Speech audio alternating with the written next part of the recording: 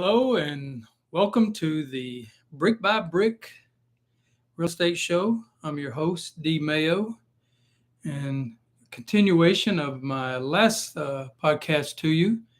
We're going to talk about a few more subjects. So the question is, Are you ready?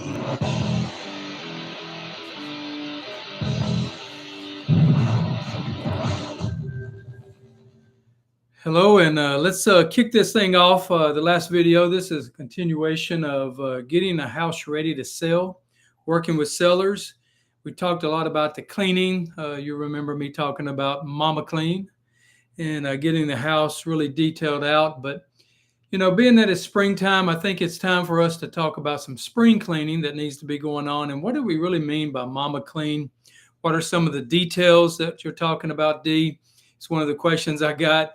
Uh, Cleaning front to back, top to bottom. But there's a lot of details in between that. And I think it's something we need to talk about. Getting a house ready. When you talk about clutter in the house, what are you talking about there? When you talk about closets, kitchens, hallways, the furniture in the house. So that's something we're going to talk about.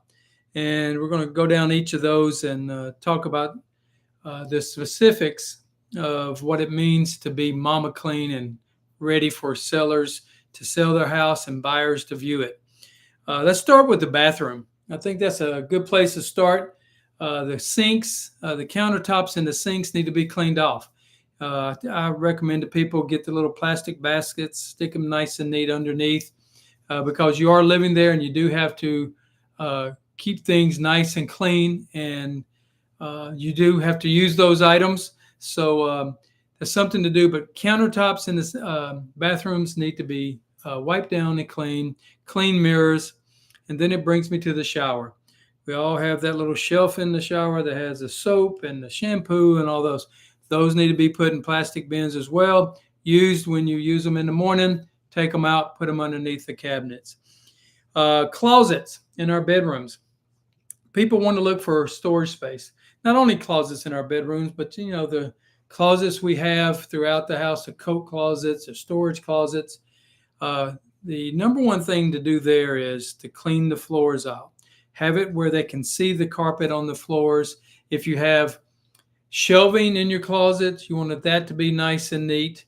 And a lot of people say, well, D, what are we supposed to do with all this?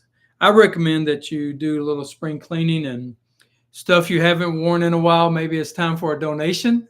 Great time to rack up some points there and donate to a local church or a local place that takes donations of clothing to help people out.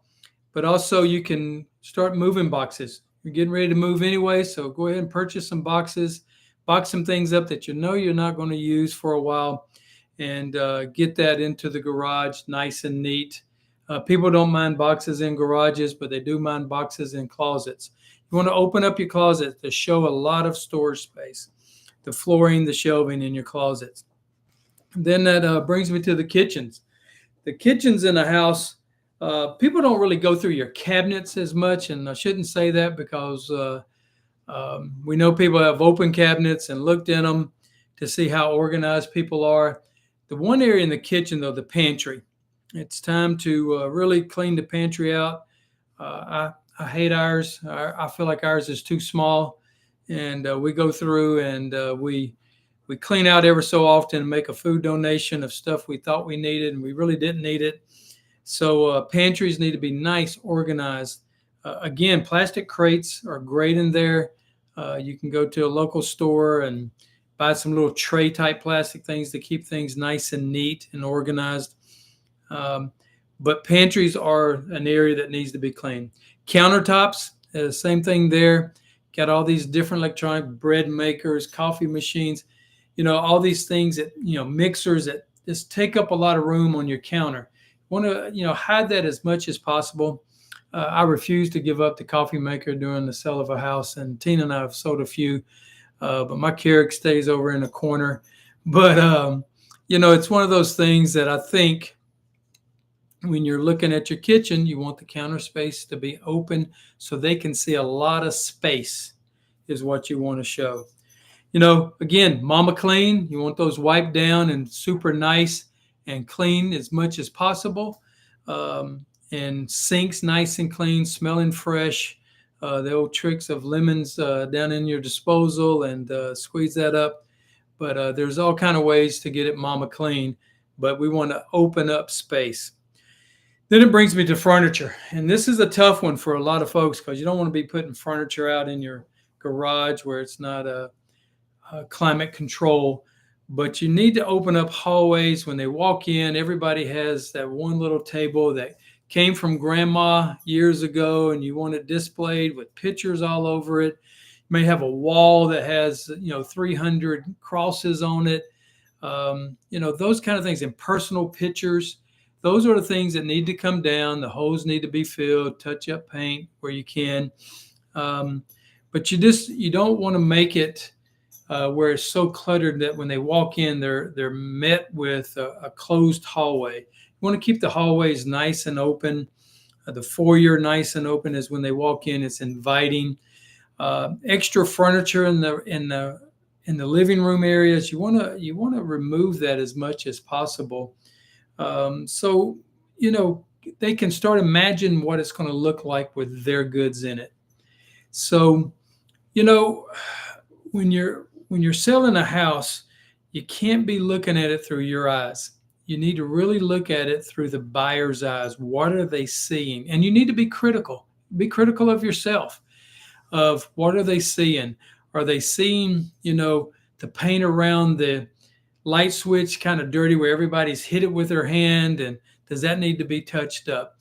Do we need to really clean the baseboards all the way to the corners and making sure that we're sweeping down the house daily to ensure that if we have a showing that the buyers are going to see a pristine house? I can't stress that enough. There's a lot of, realtors, we get together a lot and we talk about different things, and people share things that have gone on in their listings. And one of the things that we continue to get back with feedback is the cleanliness of the house. You'll never know what that buyer's basically looking for, but I can tell you they're looking for Mama Clean.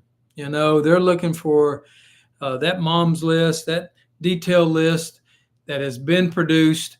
Somebody's been doing this chore list and making sure that it's all nice and neat. And a lot of realtors, they may not want to cover that with you, may not want to say it to you, but it's something that needs to be talked about and needs to be shared. So I wanted to kind of come back with a part 2 of my last video. If you haven't watched it, go on there. It's in the playlist on my YouTube page here. Also, I put it on my Facebook page. You can look it up on my Facebook page. And make sure you're following me on this and subscribing to where you can get this information. But we talked about, first impressions in the last video. When a person pulls up in a car at your house, what are they seeing? Are they seeing a house that needs some work? When they walk in, do they see a house that needs some work? And when they see that, the value of the house goes down. So if we can do some of these things as sellers and as agents that are listing to get this kind of information out there to you, it works out best. You can go to my website. That's DEE-Mayo.com. And you can go on there, and there's a lot of helpful information. There's calculators on that webpage. You can actually look at homes through that webpage of mine. But most of all, if you need to get in touch with me, my telephone number is 832-289-9362. And remember, when you're getting ready to buy or sell, don't walk, run to d-mayo.com, and we can definitely get together and help you sell your house, buy a house. We can do it all. Like we like to say around here, let's put Mayo on it. Thank you very much.